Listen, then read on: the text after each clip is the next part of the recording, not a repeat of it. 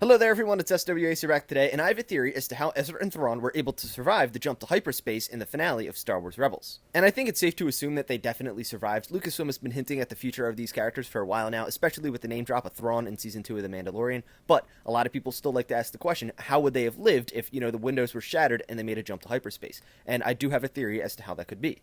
To explain this, I'm going to take you back to Episode 8, The Last Jedi, specifically the sequence where Leia has been sucked out into the vacuum of space, and yes, this is a very divisive scene to say the least. I personally tend to enjoy it. I think it's very emotional, very powerful, but anyways, maybe it's just because I was able to come up with the theory as to, explain how this was able to happen. But pay close attention to this scene in particular. She reaches out her hand and she starts to move her fingers, and look at the debris and glass particles around her. They start to flow outward from her hand, not just floating in space. And I think in this moment, she's instinctively manipulating the air around her to sustain herself in space. And I know some of you are probably thinking, well, how could you be manipulating air molecules in the vacuum of space? There wouldn't be any, right? Well, I'm specifically talking about the air that would have been sucked out from the Radis's command bridge with her after the explosion.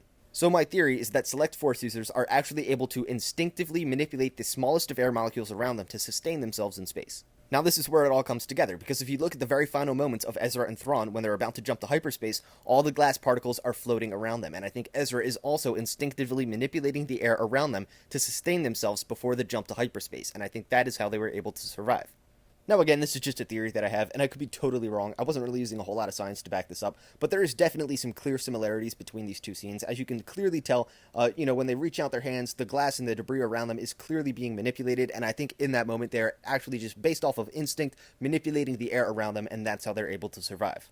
I really hope you guys enjoyed this video. This is a theory that I've had for a while now. And, maybe even now you're able to appreciate the Leia scene in The Last Jedi too, because maybe there's some sense to it now. But again, it's Star Wars, so I just tend to suspend my, disbelief and enjoy whatever it is I'm watching. But I hope you guys have a great day. Definitely stay tuned for more Star Wars content in the future. Hit that subscribe button, leave a like, drop a comment. It would mean a lot to me. And may the Force be with you all, always.